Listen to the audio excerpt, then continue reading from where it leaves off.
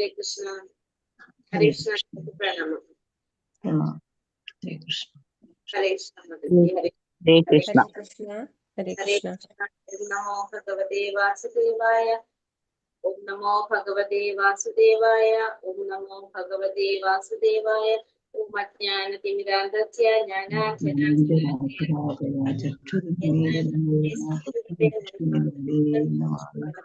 Krishna Krishnaya Bhutale Srimade Bhaktivedanta Swami Namine. Namaste Saraswate Deve Gauravani Prajarine Vishesha Sunivati Paschatya Desutagine. Shri Krishna Chaitanya Prabhu Nityananda Shri Advaita Gadadhara Shri Vasadi Gaura Bhakta-vrinda. Hare Krishna Krishna Krishna Hare Hare Hare Rama Rama Rama Hare Hare. Hare Krishna. Sri Radha Govinda Temple Mangalore 18 ദിവസത്തെ ഭഗവത്ഗീത ക്ലാസ്സിലേക്ക് എല്ലാവർക്കും സ്വാഗതം. അധ്യായം 16 ദേവാസുര ഭാവങ്ങളാണ്.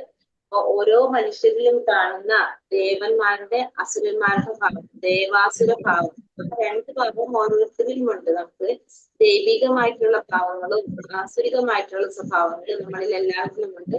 അതിനെ കുറിച്ചാണ് നമ്മൾ ഇന്നത്തെ അധ്യായത്തില് പഠിക്കാൻ പോണത്. ദേവാസുര ഭാവങ്ങൾ. ഹരേ കൃഷ്ണ. സൗണ്ട് ക്ലിയർ ഉണ്ടോ? ചർച്ച ആയിരുന്നു, ഇങ്ങനെ ക്രീരീന്നായിരുന്നു. ക്രാക്കറിംഗ് ഉണ്ടോ?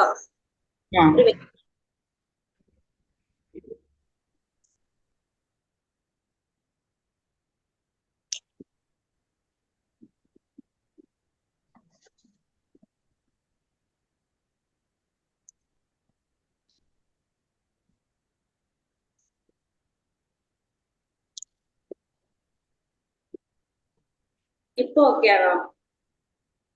ഓക്കെ. ഓക്കെ. ഹരേ കൃഷ്ണ. ഓം നമോ ഭഗവതേ വാസുദേവായ.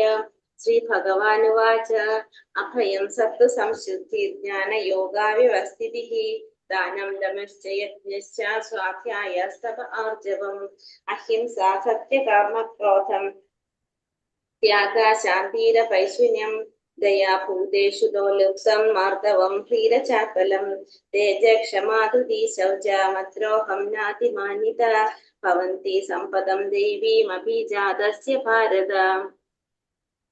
പരമദിവ്യോത്തമ പുരുഷൻ പറഞ്ഞു, ഹേ ഭാരത, നിർഭയത, അസ്തിത്വത്തിന്റെ ശുദ്ധി, ആധ്യാത്മിക ജ്ഞാനനിഷ്ഠ, ദാനം, ആത്മനിയന്ത്രണം, യജ്ഞം, വേദപഠനം, തപസ്, ലാളിത്യം, അഹിംസ, സത്യം, ക്രോധമില്ലായ്മ, ത്യാഗം, ശാന്തി, പരദൂഷണത്തിൽ വെറുപ്പ്, സർവജീവികളോടും കാരുണ്യം, ലോഭമില്ലായ്മ, മൃദുല സ്വഭാവം, വിനയം, സ്ഥിരനിശ്ചയം, തേജസ്, ക്ഷമ, ധൈര്യം, ശൗചം, അസൂയാരാഹിത്യം, ബഹുമതിക്കുള്ള വാഞ്ചയില്ലായ്മ, ഇതെല്ലാം ദിവ്യ പ്രകൃതിയാൽ അനുഗ്രഹീതരായ ദൈവികതയുള്ളവർക്കുള്ള ഗുണങ്ങളാണ്. ഇതൊക്കെയാണ് ഭഗവാൻ പറയാണ്. അസ്തിത്വത്തിന്റെ ശുദ്ധി, ആധ്യാത്മിക ജ്ഞാനനിഷ്ഠ, ദാനം, ആത്മനിയന്ത്രണം, യജ്ഞം, വേദപഠനം, തപസ്, ലാളിത്യം, അഹിംസ, സത്യം, ക്രോധമില്ലായ്മ, ത്യാഗം, ശാന്തി, പരദൂഷണത്തിൽ വെറുപ്പ്, സർവജീവികളോടും കാരുണ്യം, ലോഭമില്ലായ്മ, മൃദുല സ്വഭാവം, വിനയം, സ്ഥിരനിശ്ചയം, തേജസ്, ക്ഷമ, ധൈര്യം, ശൗചം,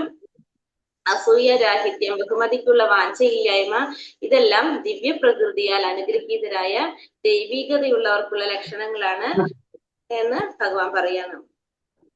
ദമ്പോ ദർപ്പോഭിമാനശ്ച ക്രോധ പാരുഷ്യമേവ ച അജ്ഞാനം ചാപിചാതസ്യ പാർത്ഥ സമ്പാദമാസുതി. ഹേ പാർത്ഥ, ഗർവം, അഹങ്കാരം, ക്രോധം, പാരുഷ്യം,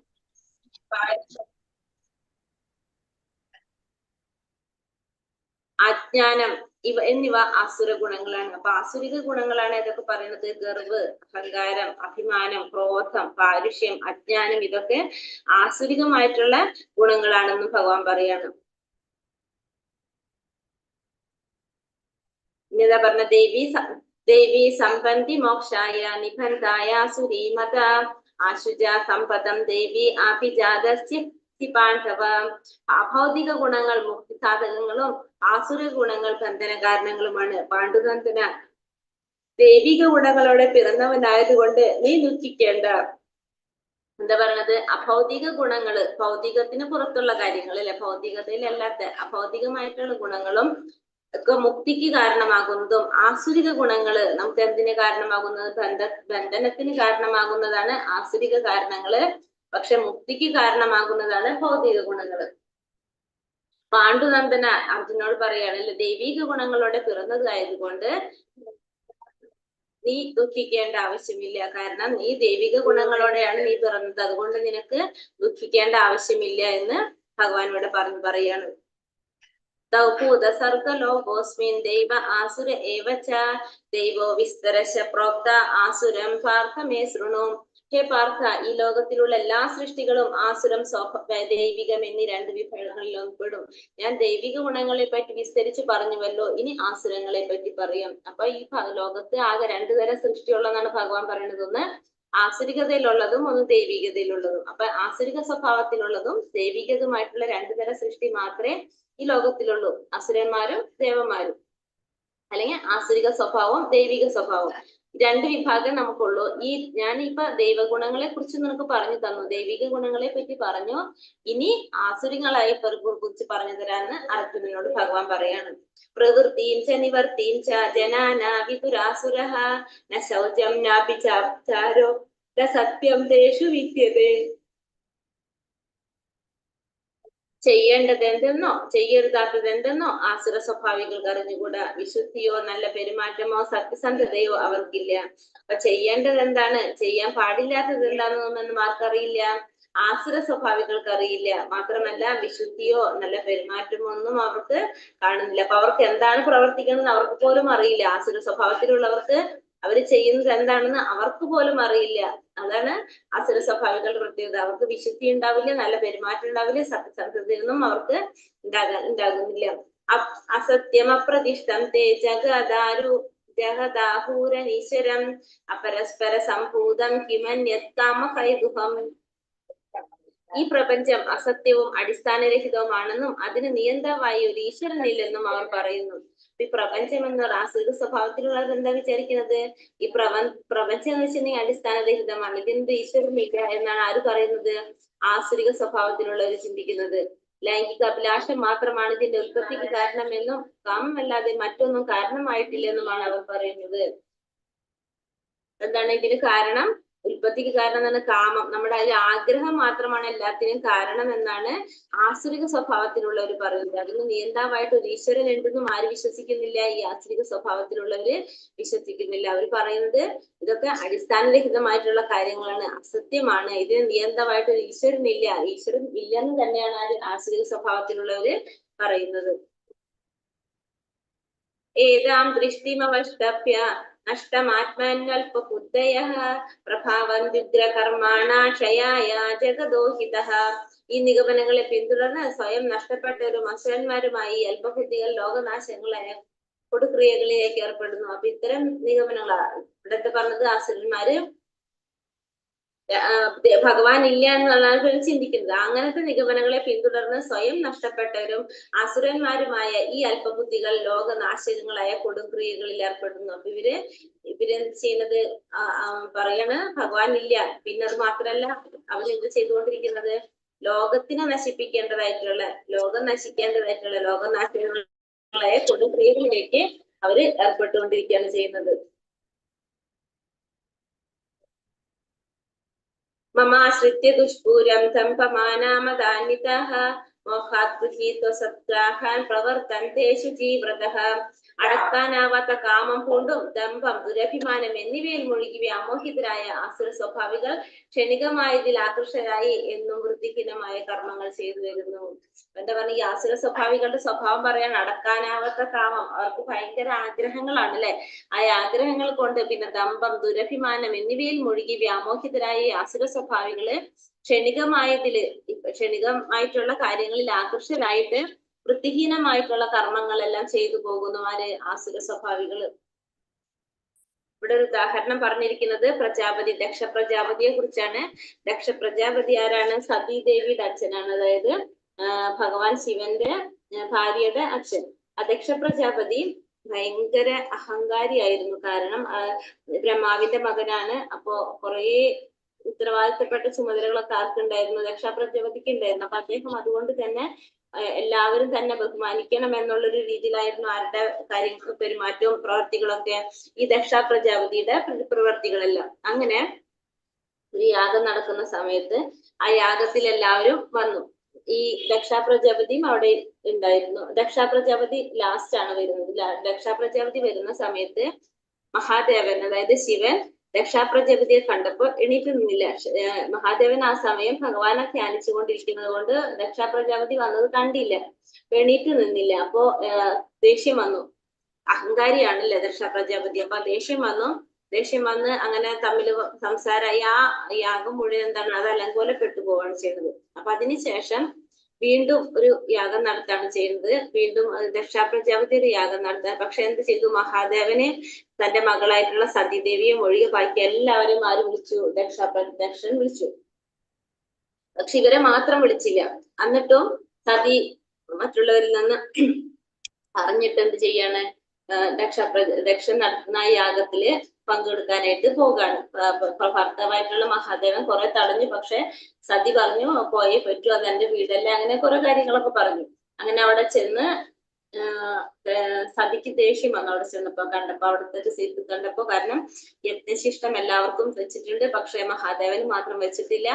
പിന്നെ ആരും തന്നെ മൈൻഡ് ചെയ്തില്ല, കാരണം അച്ഛനെ പേടിച്ചുകൊണ്ട് അമ്മയും സഹോദരിമാരും സതിയെ നോക്കിയ പോലില്ല.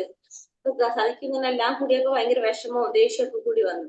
അപ്പൊ സതീദേവി അച്ഛനോട് ചോദിക്കുകയാണ്, നിങ്ങൾ ആരൊക്കെയാണ് ഈ ചെയ്യുന്ന പ്രവർത്തികൾ ചെയ്യുന്നതെന്ന് അറിയാമോ എന്ന് പറഞ്ഞിട്ട് സംസാരിക്കുമ്പോ സതിക്ക് സഹിക്കാൻ പറ്റുന്നില്ല. കാരണം ഈ ദക്ഷ പ്രജാപതിയുടെ മകളാണ് സതി. മഹാദേവൻ ദാക്ഷായണി എന്നാണ് ആരെ വിളിക്കുന്നത് തന്നെ, സതീദേവി വിളിക്കുന്നത് തന്നെ. കാരണം ഇത്രയും ഇങ്ങനെ ഒരു അച്ഛന്റെ മകളാണ്. അച്ഛന്റെ ഒരു പേര്, ഇതിന്റെ മഹത്വം കൂടി കണ്ടിട്ടാണ് ദക്ഷ പ്രജാപതിയെ ദക്ഷന്റെ മകളായിട്ടുള്ള ദാക്ഷായണി എന്ന് വിളിക്കുന്നത്. പക്ഷെ സതീദേവിക്ക് അതിപ്പോ സഹിക്കാൻ സാധിക്കുന്നില്ല. കാരണം ഇത്രയും അപമാനിച്ച് ചെയ്യേണ്ട കാര്യങ്ങൾ, കാരണം ആ മഹാദേവൻ ആരാണെന്ന് അറിയാത്തത് കൊണ്ടാണല്ലോ ആര് ചെയ്യുന്നത്, ദക്ഷണി ചെയ്യുന്നത്. അപ്പൊ അത് പറഞ്ഞിട്ടും ആര് ചെയ്യാൻ തയ്യാറായില്ല, ദക്ഷൻ ചെയ്യാനായിട്ട് തയ്യാറായില്ല. സതീദേവിക്ക് സഹിക്കാൻ വയ്യാതെ സ്വയം ചുവയൊരുക്കിയിട്ട് സതീദേവി അവിടുത്തെ ഹോമകുണ്ടത്തില് മരിക്കുകയാണ് ചെയ്യുന്നത്. അപ്പോ ഇതറിഞ്ഞ് മഹാദേവൻ വന്ന് അവിടെ ഭയങ്കര പ്രശ്നങ്ങളൊക്കെ സംഭവിക്കുകയാണ്. അതിനുശേഷം ഭഗവാൻ വിഷ്ണു മഹാദേവനെ ശാന്തനാക്കി. പിന്നെ ദക്ഷ പ്രജാപതിയെ പറഞ്ഞ് മനസ്സിലാക്കി, അദ്ദേഹത്തിന് തന്റെ തെറ്റ് മനസ്സിലാക്കി. അങ്ങനെ അദ്ദേഹത്തിന് ജീവൻ കൊടുക്കാനായിട്ട് എന്താ ചെയ്യുന്നത്, രണ്ടാമത് ഒരു ആടിന്റെ തലയെടുത്ത് വെക്കുകയാണ് ചെയ്യുന്നത്. അങ്ങനെ ആ ഒരു അഹങ്കാരം കൊണ്ടാണ് ഈ പ്രജാപതിക്ക് എന്തുകൊണ്ടാണ് ഈ ഒരു പ്രോബ്ലം വന്നത്, അഹങ്കാരം കൊണ്ട്. എന്തൊക്കെ സംഭവിച്ച ഒരു അഹങ്കാരം കൊണ്ട് തന്റെ മകളുടെ ജീവിതം പോയി. ആ യാഗം മുഴുവനും അലങ്കോലപ്പെട്ടു. അതായത് അഹങ്കാരം കൊണ്ട് നമുക്ക് ഈ പറഞ്ഞ പോലെ ദുരഭിമാനം, അഹങ്കാരമായ ഒരു കാമം, നമ്മൾ ആഗ്രഹം കൊണ്ട് നമുക്ക് നാശമല്ലാതെ വേറൊന്നും അവിടെ സംഭവിക്കുന്നില്ല. നാശമാണ് അഹങ്കാരത്തിന്റെ റിസൾട്ട്. നമുക്ക് എന്താ വരുന്നത്, നാശം തന്നെ വരുന്നത്. അത് നമുക്ക് സംഭവിച്ചിരിക്കും എന്തായാലും. അപ്പൊ അതുകൊണ്ട് നമ്മൾ എന്താ ചെയ്യേണ്ടത്, പരമാവധി നമ്മൾ എന്തൊരു കാര്യം നമുക്ക് ഒഴിവാക്കാൻ പറ്റാത്തൊരു ഇതാണ്, എന്താ പറയേണ്ടത്, നമ്മൾ ഒഴിവാക്കേണ്ടതാണ്. നമ്മൾ ഇങ്ങനത്തെ ദുരഭിമാനം, അഹങ്കാരം, ഇതിനൊക്കെ നമ്മൾ മാറിയാൽ മാത്രമേ നമുക്ക് എന്ത് ചെയ്യാൻ സാധിക്കുള്ളൂ, നമുക്ക് ഉത്കൃഷ്ടമായിട്ടുള്ള കാര്യങ്ങളിലേക്ക് കടക്കാനും നമ്മളുടെ അതിലേക്ക് മാറ്റം വരുത്താനും നമുക്ക് സാധിക്കുള്ളൂ. അഹങ്കാരം അത് നമ്മളെ നശിപ്പിക്കുന്നുള്ളതാണ് ഈ ദക്ഷ പ്രജാപതിയുടെ കഥയിലൂടെ നമുക്ക് മനസ്സിലാക്കി തരുന്നത്. ഇന്ദ്രിയ സന്ദർപ്പണമാണ് മാനുഷിക സംസ്കാരത്തിന്റെ പ്രധാന ആവശ്യമാണെന്ന് അവർ കരുതുന്നു. അക്കാരണത്താൽ ജീവിതാവസാനം വരെയും അളവറ്റ വ്യാകുലതയോടെ കഴിഞ്ഞുകൂടേണ്ടതായും വരുന്നു. അനേകായിരം ആഗ്രഹങ്ങളുടെ വലക്കെട്ടിലകപ്പെട്ട കാമക്രോധങ്ങൾക്ക് അതീതരായി സുഖഭോഗങ്ങൾക്കായി അന്യായമായിട്ടെങ്കിലും അവർ ധനം സമ്പാദിക്കുന്നു. അപ്പൊ മാനുഷിക സംസ്കാരത്തിന്റെ പ്രധാന ആവശ്യം എന്താണെന്നാണ് അവർ കരുതുന്നത്, ഇന്ദ്രിയ സന്ദർപ്പണമാണ് എന്ന് അവർ കരുതുന്നു. അക്കാരണം കൊണ്ട് ജീവിതാവസാനം വരെയും അളവറ്റ, അപ്പൊ അതുകൊണ്ട് ഇത് സംഭവിക്കേണ്ടത് നമ്മൾ ഇന്ദ്രിയങ്ങളെ സന്തോഷിപ്പിക്കുക എന്നുള്ളതാണ് നമ്മളുടെ മനുഷ്യ ജീവിതത്തിന്റെ പ്രധാന ഉദ്ദേശം, അല്ലെങ്കിൽ പ്രധാന ലക്ഷ്യം എന്നാണ് ഈ പറഞ്ഞ ഈ ആസുര സ്വഭാവികൾ കരുതുന്നത്. അതുകൊണ്ട് തന്നെ ജീവിത അവസാനം വരെ അവർക്ക് എന്താണ്, അളവറ്റ വ്യാകുലതയോടെ കഴിഞ്ഞുകൂടേണ്ടതായിട്ട് വരികയാണ് ചെയ്യുന്നത്. അനേകായിരം ആഗ്രഹങ്ങളുടെ വലക്കെട്ടിലകപ്പെട്ട കാമക്രോധങ്ങൾക്ക് അതീതരായി സുഖഭോഗങ്ങൾക്കായി അന്യായമായിട്ടെങ്കിലും അവർ സമ്പാദിക്കേണ്ടി വരും. അപ്പൊ അതുകൊണ്ട് തന്നെ അവർക്ക് അന്യായമായിട്ട് എന്ത് ചെയ്യേണ്ടതായിട്ട് വരും, ധനം സമ്പാദിക്കേണ്ടതൊക്കെ ആയിട്ട് വരാം. ആസുര സ്വഭാവികൾ ഇങ്ങനെ വിചാരിക്കും, ഇന്ന് എനിക്ക് ഇത്രയേറെ ധനമുണ്ട്, എന്റെ പദ്ധതികൾക്കനുസരിച്ച് ഇനിയും ഞാൻ ധനം ആർജിക്കും, ഇത്രയും ധനം എനിക്ക് ഇപ്പോഴും ഉണ്ട്, അത് ഭാവിയിൽ കൂടി വരികയും ചെയ്യും. അയാൾ എന്റെ ശത്രുവാണ്, ഞാൻ അയാളെ കൊന്നു, ഇനിയുള്ള ശത്രുക്കളെയും ഞാൻ കൊല്ലും. ഞാൻ എല്ലാറ്റിനും ഉടമയാണ്, ഞാൻ സുഖിയാണ്, എല്ലാം തികഞ്ഞവനും ബലവാനും സന്തുഷ്ടനും സമ്പന്നനുമാണ്. കുലീനരായ ബന്ധുക്കളുണ്ട് എനിക്ക്, എന്നോളം ശക്തിമാനും സന്തോഷവാനുമായ ആരുണ്ട്? ഞാൻ യാഗങ്ങൾ അനുഷ്ഠിക്കും, ദാനം ചെയ്യും, സന്തോഷിക്കും എന്നെല്ലാം ഓർത്ത് അവർ അജ്ഞാനത്താൽ മോഹിതരാകുന്നു. അപ്പൊ ആസുര സ്വഭാവികൾ എന്താ വിചാരിക്കുന്നത്? ഹരികൃഷ്ണ മതത്തിൽ കേൾക്കുന്നില്ലേ? ഹരേ കൃഷ്ണ. ഓക്കെ. ആസുര സ്വഭാവികൾ എന്താണ് വിചാരിക്കുന്നത്? ആസുര സ്വഭാവികളായവര്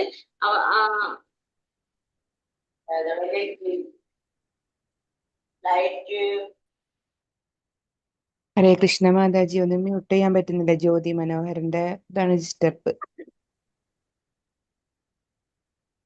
ജ്യോതി മനോഹരൻ. ഹരേ കൃഷ്ണ മാതാജി. പറഞ്ഞെങ്കിൽ കേട്ടില്ല.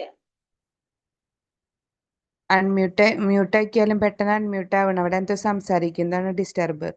ഓക്കെ ഓക്കെ, ശരി ശരി. ഹരേ കൃഷ്ണ. ആസുര സ്വഭാവികൾ ഇങ്ങനെ വിചാരിക്കും, എനിക്ക് ഇത്രയേറെ ധനമുണ്ട്, എന്റെ പദ്ധതികൾ അനുസരിച്ച്. ഒരു മിനിറ്റ്.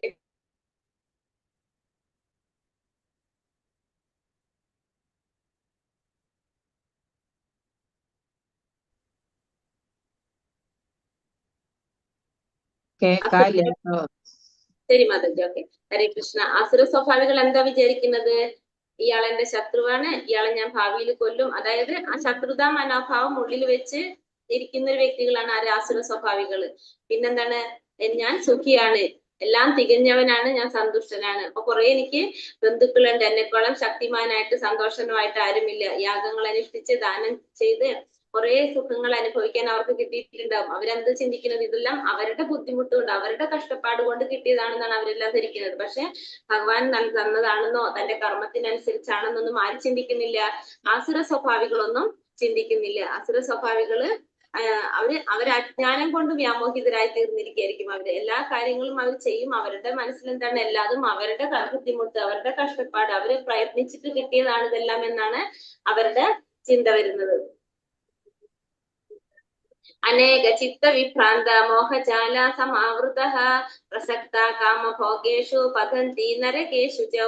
ഇങ്ങനെ പലവിധം ആകാംക്ഷകളിൽപ്പെട്ട് വലഞ്ഞു വ്യാമോഹത്തിന്റെ വലയിൽ കുടുങ്ങിയും ഇന്ദ്രിയ സുഖങ്ങളിൽ അത്യാസക്തരായി അവർ നരകത്തിൽ വീഴുന്നു. അവരപ്പോ എവിടേക്ക് പോണത്? അങ്ങനെയുള്ളവര് നരകത്തിലോട്ടാണ് അങ്ങനെയുള്ളവർ പോകുന്നത്. എങ്ങനെയാണ്? പലവിധം ആകാംക്ഷകളിൽപ്പെട്ട് വലഞ്ഞും വ്യാമോഹത്തിന്റെ വലയിൽ കുടുങ്ങിയും ഇന്ദ്രിയ സുഖങ്ങളിൽ അത്യാസക്തരായിട്ട്, ഇന്ദ്രിയങ്ങളുടെ സുഖങ്ങളിലൊക്കെ അത്യാസക്തി കൊണ്ട് അവര് എപ്പോഴും എങ്ങോട്ടാ പോകുന്നുണ്ടാവുക? അവര് നരകത്തിലേക്കാണ് അവർക്ക് പോകാൻ സാധിക്കുന്നത്.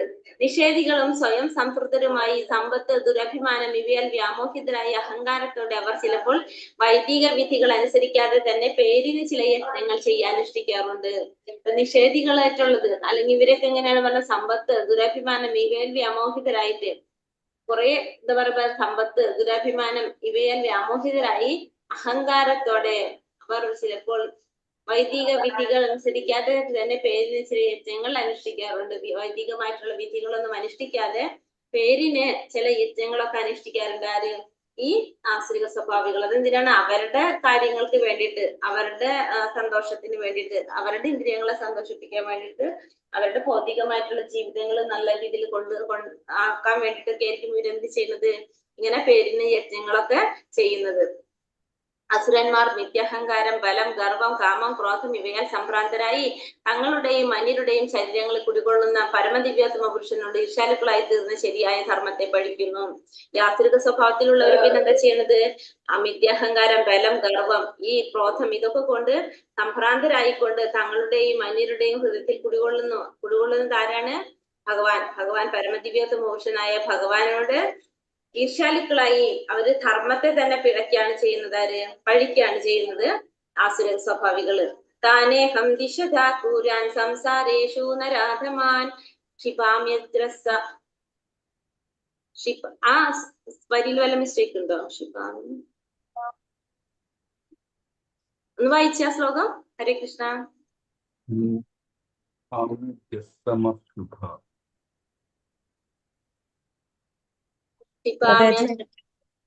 മശുഭ അങ്ങനെ തന്നെയാണോ?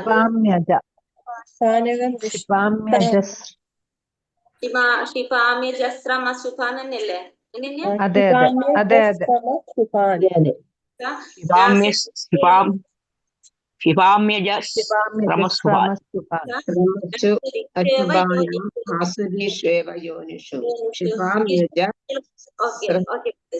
ഈർഷ്യാലുക്കളും ദുർബുദ്ധികളുമായ ഈ മനുഷ്യാധമന്മാരെ ഭൗതിക ജീവിത സാഗരത്തിലെ ആസുര യോനികളിൽ തന്നെ ഞാൻ വീണ്ടും വീണ്ടും ജനിപ്പിക്കുന്നു. അപ്പൊ ഭഗവാൻ എന്താ പറഞ്ഞോട്ടെ?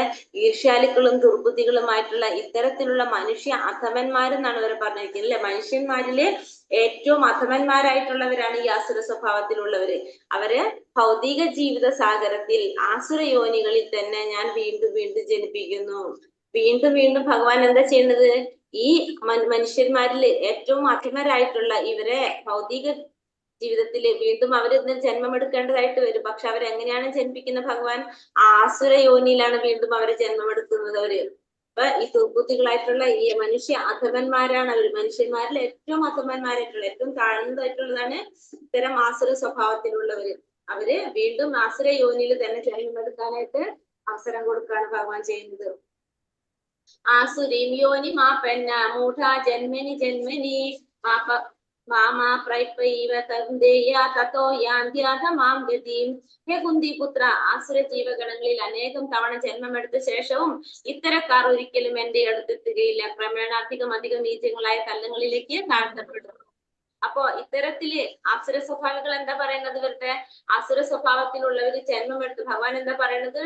ഈ ആസുര സ്വഭാവത്തിലുള്ളവര് എത്ര ജന്മമെടുത്താലും അവർക്ക് ഒരിക്കലും അവിടെ എത്താൻ സാധിക്കില്ല. ഭഗവാന്റെ അടുത്തേക്ക് എത്താൻ ഒരിക്കലും സാധിക്കില്ല. അവര് വീണ്ടും വീണ്ടും താഴ്ന്ന തലങ്ങളിലേക്ക്, നരകങ്ങളിലേക്ക് ഇങ്ങനെ പോയിക്കൊണ്ടിരിക്കുന്ന പറയണം. അപ്പൊ ഭഗവാൻ ഒരിക്കലും ഇത്രയും കാരുണ്യവാനായിട്ടുള്ള ഭഗവാൻ ആസുര സ്വഭാവത്തിലുള്ളവർക്ക് എന്ത് കൊടുക്കുന്നില്ല?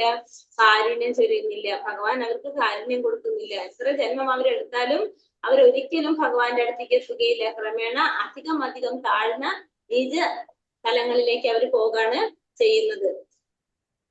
ത്രിവിധം നരകസ്യേതം ദ്വാരം നാശാനം ആത്മനഃ കാമ ക്രോധാസ്തഥാ ലോഭ അസ്തമാദേ തത്രയം ത്യജേത്. നരകത്തിന് കവാടങ്ങൾ 3 ഉണ്ട്. അപ്പൊ 3 കവാടങ്ങളാണ് നരകത്തിനുള്ളത്. അതൊക്കെയാണ് കാമം, ക്രോധം, ലോഭം.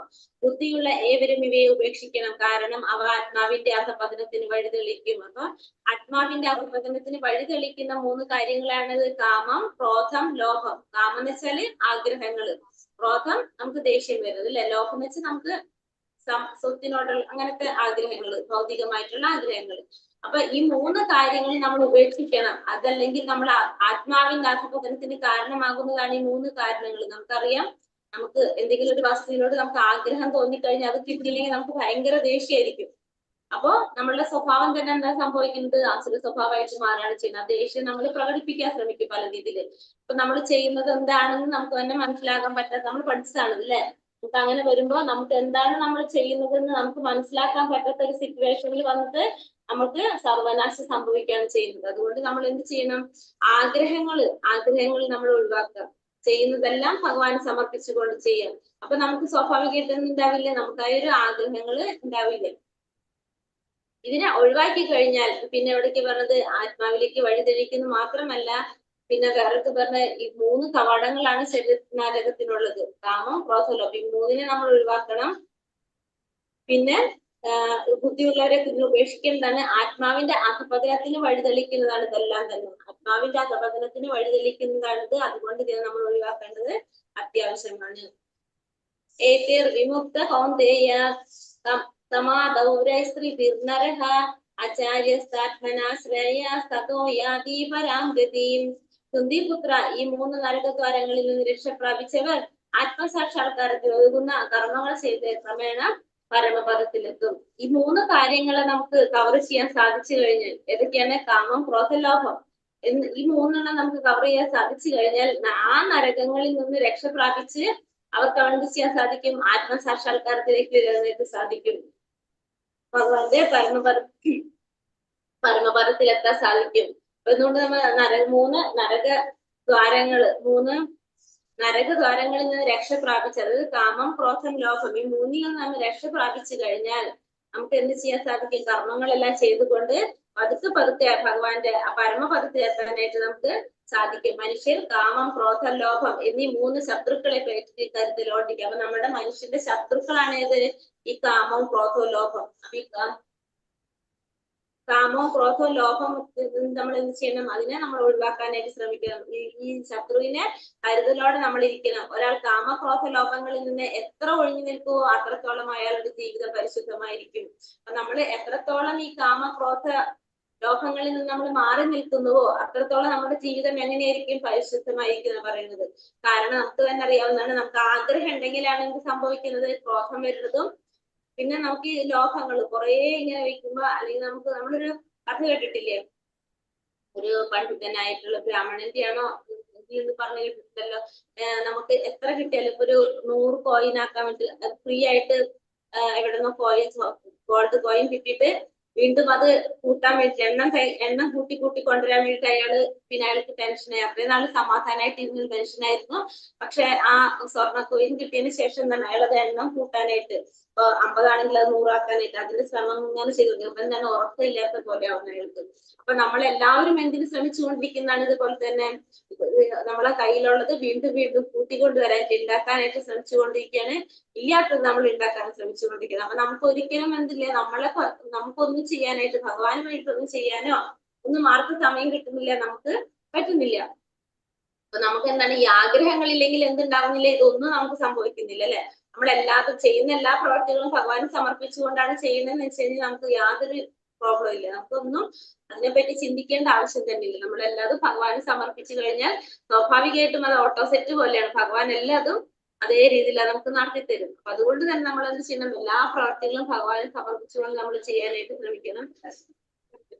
പിന്നെ വൈദിക സാഹിത്യങ്ങളിൽ പറയുന്ന നിയമനിബന്ധനകളെ അയാൾക്ക് അനുസരിക്കാൻ കഴിയും. അപ്പൊ നമ്മൾ ഈ ശാസ്ത്രങ്ങളിൽ പറഞ്ഞിരിക്കുന്ന നിബന്ധനകളൊക്കെ അനുസരിക്കാനായിട്ട് അയാൾക്ക് കഴിയും. മനുഷ്യ ജീവിത നിയന്ത്രണത്തിനുള്ള ഈ പ്രമാണങ്ങളെ സ്വീകരിച്ചുകൊണ്ട് ക്രമേണ ആധ്യാത്മിക ഉന്നതിയിലേക്ക് ഉയരാനായിട്ട് സാധിക്കും.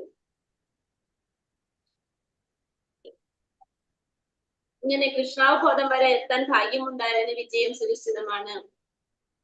അങ്ങനെ കൃഷ്ണാവബോധം വരെ എത്താനായിട്ട് ഭാഗ്യമുണ്ടായി കഴിഞ്ഞാൽ അതിന് ഭാഗ്യം സുനിശ്ചിതമാണ്. അപ്പൊ കൃഷ്ണാവബോധത്തിലേക്ക് എത്താന്ന് പറയുന്നത് വളരെ പ്രധാനപ്പെട്ട ഒരു കാര്യമാണ്. കാരണം ഭഗവാന്റെ അനുഗ്രഹം ഉണ്ടെങ്കിൽ മാത്രമേ നമുക്ക് ഭഗവാനെ കുറിച്ച് അറിയാനായിട്ട് സാധിക്കുള്ളൂ.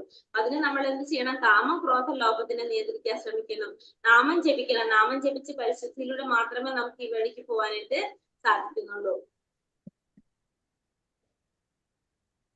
യശാസ്ത്രാവിധി മുത്സൃജ്യ വർത്തന്തെ കാമകാരതഃ ന സാ സിദ്ധിമവാപ്നോതി ന സുഖം ന പരാം ഗതിം. ശാസ്ത്രവിഹിതങ്ങളായി ഈ വചനങ്ങളെ കണക്കിലെടുക്കാതെ അനിഷ്ടം പോലെ പ്രവർത്തിക്കുന്നവർക്ക് പരിപൂർണതയോ പരമലക്ഷ്യപ്രാപ്തിയോ സുഖമോ നേടാനാവില്ല.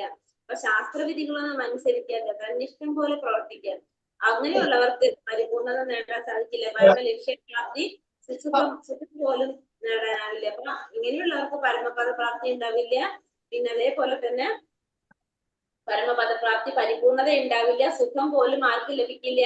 ഈ ശാസ്ത്രങ്ങൾ പറഞ്ഞിരിക്കുന്ന ശാസ്ത്രവിഹിതങ്ങൾ അനുസരിക്കാത്തത്, ഇതിനൊക്കെ കണക്കിലെടുക്കാത്തവർക്ക് ഇതൊന്നും സാധിക്കില്ല. പരിപൂർണത നേടാൻ കഴിയില്ല. പിന്നെ അതുപോലെ തന്നെ പരമലക്ഷ്യപ്രാപ്തി നടക്കാൻ സാധിക്കില്ല. സുഖം പോലും അനുഭവിക്കാൻ ആർക്കും കഴിയില്ല.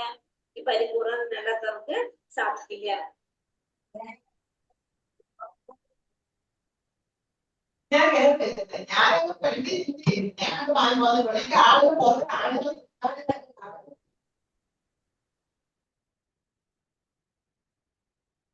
ഇത് കാണുന്നത്, സ്ലൈഡ് കാണുന്നത്, ഇത് ഓരോ സമയത്തും നമ്മളുടെ ഉള്ളിൽ തന്നെയാണ് എന്തുണ്ടാകുന്നത്? കലിയുഗത്തിലെ ആസുരിക സ്വഭാവം നമ്മുടെ ഓരോരുത്തരുടെ ഹൃദയത്തിലും ആസുരിക സ്വഭാവം, ദൈവിക സ്വഭാവം ഉണ്ടെന്ന് പറയുന്നത്. പണ്ട് ഇവിടെ യുദ്ധം നടന്നത് എങ്ങനെയാണ്?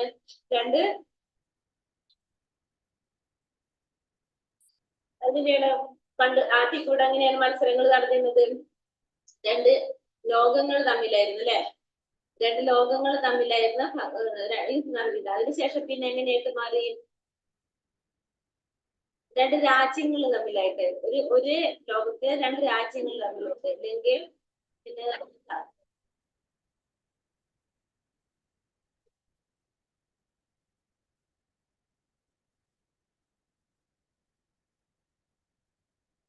കേക്കാനില്ലോ.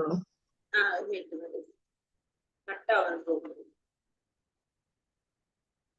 ആദ്യത്തെ എന്താ പറഞ്ഞ?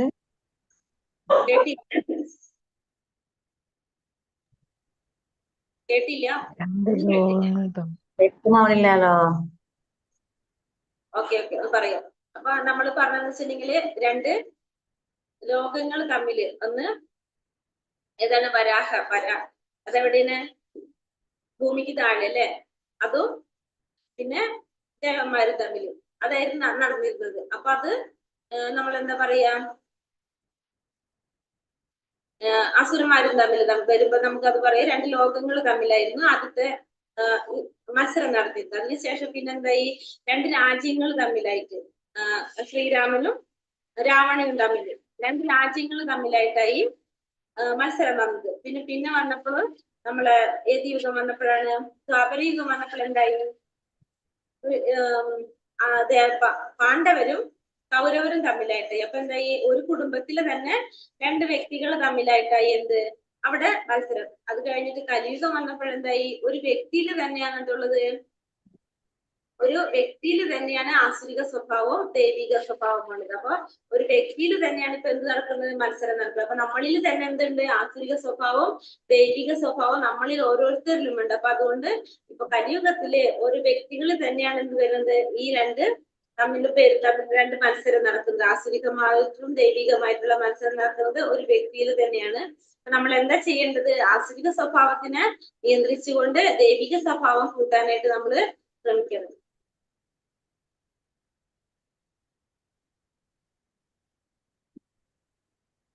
തസ്മാച്ച ശസ്ത്രം പ്രമാണം തേ കാര്യ വ്യവസ്ഥിതോ ജ്ഞാത്വ ശാസ്ത്ര വിധാനോക്തം കർമ്മ കർത്തൂമി വിഹാർഹസി. എന്ത് ചെയ്യണം, എന്ത് ചെയ്യാൻ പാടില്ല എന്ന് ധർമ്മശാസ്ത്രങ്ങളുടെ അടിസ്ഥാനത്തിൽ ഒരാൾ മനസ്സിലാക്കണം. എന്താണ് ചെയ്യേണ്ടത്, എന്താണ് ചെയ്യാൻ പാടില്ലാത്തത് എന്ന് ഒരാൾക്ക് മനസ്സിലാക്കാൻ സാധിക്കണം. എന്തിന്റെ അടിസ്ഥാനത്തില്?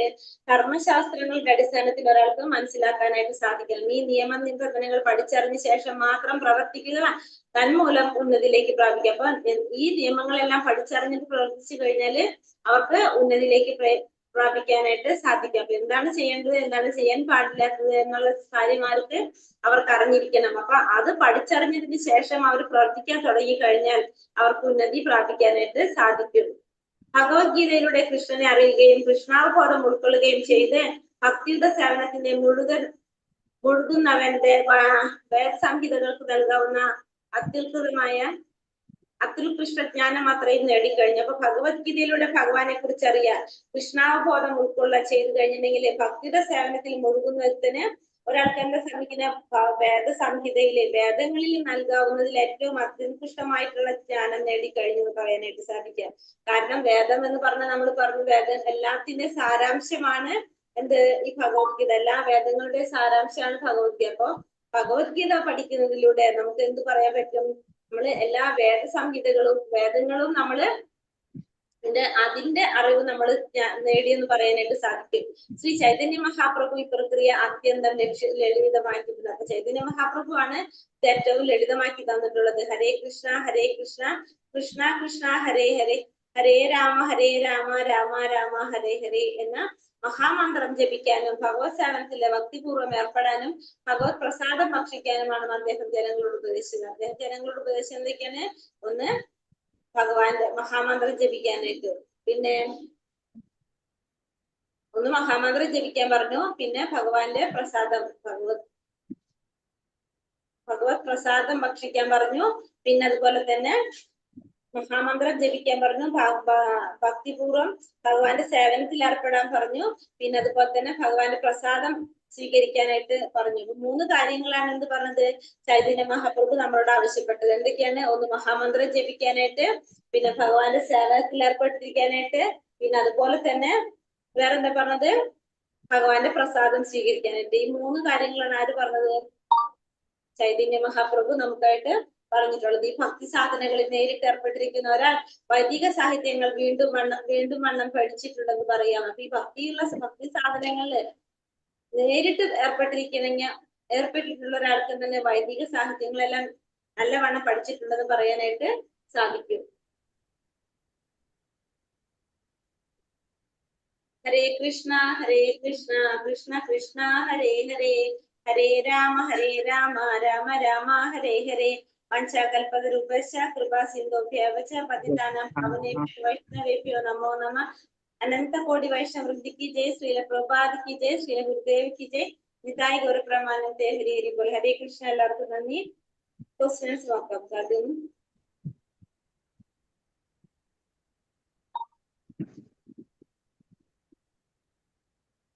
എന്തെങ്കിലും വിട്ടുപോയിട്ടുണ്ടെങ്കിൽ അതിൽ കൂടെ പറയാം. ക്ലാസ്സിൽ ഞാൻ തീർന്നു പോലെ തോന്നി. ദിവ്യ പ്രകൃതിയാൽ അനുഗ്രഹീതരായവർക്കുള്ള 26 ഗുണങ്ങൾ ഏതൊക്കെയാണ്? നിർഭേദ, അസ്തിത്വത്തിന്റെ ശുദ്ധി, ആത്മീയ ജ്ഞാന ദാനം, ആത്മനിയന്ത്രണം, യജ്ഞം, വേദപഠനം, തപസ്, ലാളിത്യം, അഹിംസ, സത്യം, ക്രോധമില്ലായ്മ, ത്യാഗം, ശാന്തി, പരദൂഷണത്തിന്റെ വെറുപ്പ്, സർവ്വജീവികളോടുള്ള കാരുണ്യം, ലോപമില്ലായ്മ, മൃദുല സ്വഭാവം, വിനയം, സ്ഥിരനിശ്ചയം, തേജസ്, ക്ഷമ, ധൈര്യം, ശൗചം, അസൂയ, രാഹിത്യം, ബഹുമതിക്കുള്ള വാക്ചായ്മയില്ലായ്മ. ആ ശ്ലോകത്തിൽ പറയണ്ടില്ല 26 ഗുണങ്ങള്. അത് നോക്കിട്ട് അർജുനൻ ഏത് ഗുണത്തിൽ പിറന്നവനാണ്? ദൈവിക ദൈവിക ഗുണത്തില് പിറന്നവനാണ്. ആരെ കുറിച്ചാണ് ഭഗവാൻ പറയുന്നത്? 20ാമത്തെ ശ്ലോകത്തിൽ എന്താ പറയുന്നത്? അസുര ജീവഗണങ്ങളിൽ അനേകം തവണ ജന്മമെടുത്ത ശേഷം ഇത്തരക്കാർ ഒരിക്കലും എന്റെ അടുത്ത് എത്തുകയില്ലായിരുന്നു. എന്താ പറഞ്ഞത് 20ാമത്തെ ശ്ലോകത്തില്? അസുര ജീവഗണങ്ങളിൽ ജന്മമെടുത്തവർ അനേകം തവണ ജന്മമെടുത്ത ശേഷം ഇത്തരക്കാർ ഒരിക്കലും എന്റെ അടുത്ത് എത്തുകയില്ല, ഭഗവാന്റെ അടുത്ത്. ഭഗവാന്റെ അടുത്ത് എത്തില്ല അല്ലെ? അപ്പൊ അസുര സ്വഭാവത്തിലുള്ളവര് വീണ്ടും വീണ്ടും എവിടെയാണ്? ഈ ഭൗതിക ലോകത്തിൽ അല്ലെങ്കിൽ ജന്മമെടുത്തേണ്ട് കൊണ്ടുപോയിരിക്കും. പക്ഷെ അവർ ഒരിക്കലും ഭഗവാന്റെ അടുത്തേക്ക് എത്താനായിട്ട് പോകുന്നില്ല. അസുര സ്വഭാവത്തിലുള്ളവരുടെ സ്വഭാവങ്ങൾ ഏതൊക്കെയാണ്? ഗർവം, അഹങ്കാരം, അഭിമാനം, ക്രോധം, പാരുഷ്യം, അജ്ഞാനം. പൊതുവെ അവരെങ്ങനെയായിരിക്കും? അജ്ഞാനികളായിരിക്കും അസുര സ്വഭാവികള്. കാരണം അവർക്ക് ശാസ്ത്രത്തെ കുറിച്ചോ ഈ വേദഗ്രന്ഥങ്ങളെ കുറിച്ചോ ഒന്നും അറിവില്ലാത്തത് കൊണ്ട് അവർക്ക് മനസ്സിലാകുന്നില്ല അവരെന്താണ് ചെയ്യുന്നത്. അവർക്ക് പോലും മനസ്സിലാത്തൊരു അവസ്ഥയായിരിക്കും അവരുടെ. നരകത്തിലെ 3 കവാടങ്ങൾ ഏതൊക്കെയാണ്? കാമം, ക്രോധം, ലോഭം. ഭക്തനായ ജീവാത്മാവിൽ കാണുന്ന 3 ദോഷങ്ങൾ ഏതൊക്കെയാണ്? അത് ഞാൻ പറഞ്ഞു തന്നില്ല അല്ലെ? അത് എഴുതിയില്ല. അത് ഞാൻ പറഞ്ഞില്ല. അത് ബുക്കിനാണ് പറഞ്ഞത്. ഒരു മിനിറ്റ്. മനുഷ്യ സമൂഹത്തിലെ എല്ലാ തരം വീഴ്ചകൾക്കും കാരണം അത് ഞാൻ പറഞ്ഞിട്ടില്ല. അത് ഇന്ദ്രിയത്തിനെ നിയന്ത്രിക്കാന്നുള്ളതാ? അല്ല, ഇന്ദ്രിയങ്ങളെല്ലാം നമുക്ക് അജ്ഞാനം, അതായത് ഈ പറഞ്ഞ വൈദിക ഗ്രന്ഥങ്ങളെ കുറിച്ച്, ഭഗവാനെ കുറിച്ചുള്ള ഈ വൈദിക ഗ്രന്ഥങ്ങൾ ഉണ്ടല്ലോ നമ്മളെ, ആ ഗ്രന്ഥങ്ങളെ കുറിച്ചുള്ള അറിവില്ലായ്മയാണ് നമ്മുടെ മനുഷ്യ സമൂഹത്തിന്റെ എല്ലാ തരം വീഴ്ചകൾക്കും കാരണം. പിന്നെ ഭക്തനായ ജീവാത്മാവിന്റെ ദോഷങ്ങള് അത് ഞാൻ ഒന്ന് നോക്കിയിട്ട് പറഞ്ഞുതരട്ടെ. ബുക്ക് ഇപ്പൊ എന്റെ കയ്യിലില്ല. ഒരു സെക്കൻഡ് നോക്കട്ടെ. ചൈതന്യ മഹാപ്രഭു ജനങ്ങളോട് ഉപദേശിച്ചത് എന്താണ്?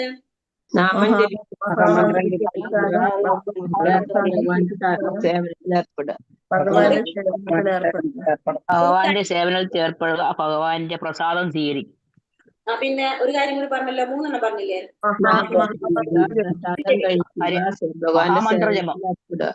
മഹാമന്ത്രം ജപിക്കണം, ഭഗവാന്റെ നാമം ചൊല്ലണം, പിന്നെ നാമം ചൊല്ലണം, അവന്റെ സേവനത്തിൽ ഏർപ്പെടണം, ഭഗവാന്റെ പ്രസാദം സ്വീകരിക്കും. സേവനം ചെയ്യണം. കലിയുഗത്തിൽ ആരെല്ലാം തമ്മിലാണ് മത്സരം നടക്കുന്നത്? 2 ലോകങ്ങൾ തമ്മിൽ. ദേവന്മാരും അസുരന്മാരും. അസുരന്മാരല്ല, കലിയുഗത്തില് നമ്മളുള്ളിൽ തന്നെയാണ് ഒരു വ്യക്തിയിൽ തന്നെയാണ് മത്സരം നടക്കുന്നത്. ഒരു വ്യക്തിയിൽ തന്നെയാണുള്ളത്. അപ്പൊ കലിയുഗത്തിൽ ആരാണ് മത്സരം നടക്കുന്നത്? നമ്മളിൽ തന്നെയാണ് ഇത് രണ്ടും ഉള്ളത്. കലിയുഗത്തിൽ ഇതിലൊരെണ്ണത്തിന്റെ ആൻസർ പറയാൻ ഒരു സെക്കൻഡ് ഞാൻ നോക്കട്ടെ. ഒരു മിനിറ്റ്.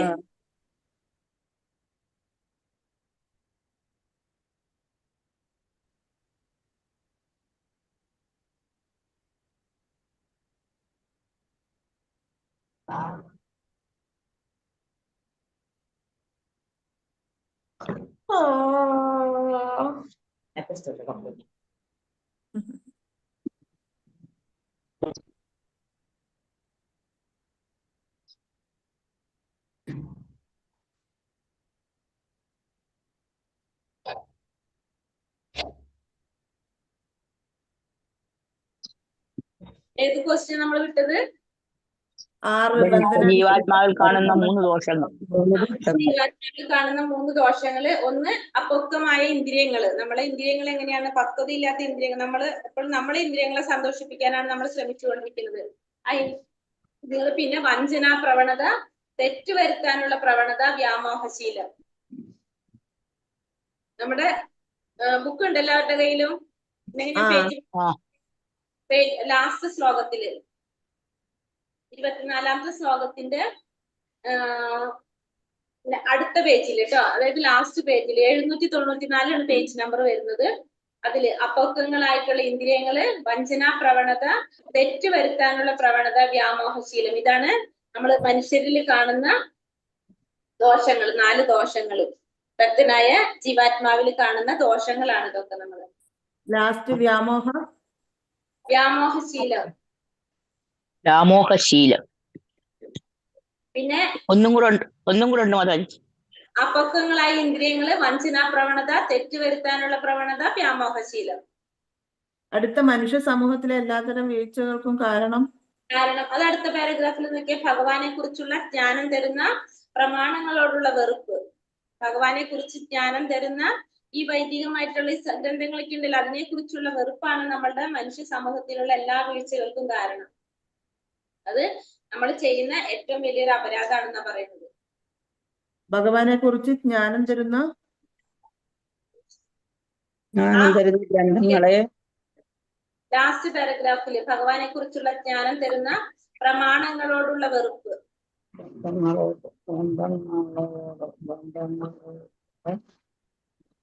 പ്രമാണങ്ങളോടുള്ള വെറുപ്പാണ് എല്ലാത്തരം വീഴ്ചകൾക്കും കാരണം. ഹരേ കൃഷ്ണ മാതാജി, ആ 3 ദോഷങ്ങൾ ഏതെല്ലാമാണെന്ന് ഒന്നുകൂടെ പറയുമോ? അപക്വമായ ഇന്ദ്രിയങ്ങൾ, അസ്വസ്ഥമായ ഇന്ദ്രിയങ്ങൾ, തെറ്റ് ചെയ്യാനുള്ള പ്രവണത, വ്യാമോഹങ്ങൾ, വഞ്ചനാ പ്രവണത.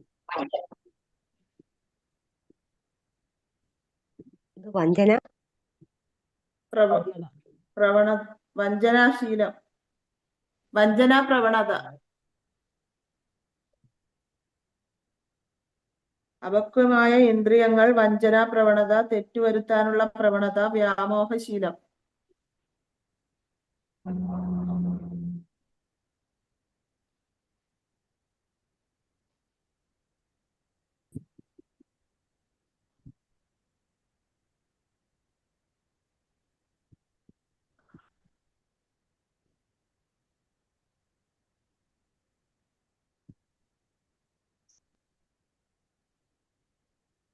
കിട്ടിയോ?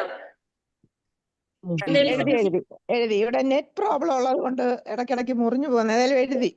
ഇവിടെ ഉണ്ട് മാതാ.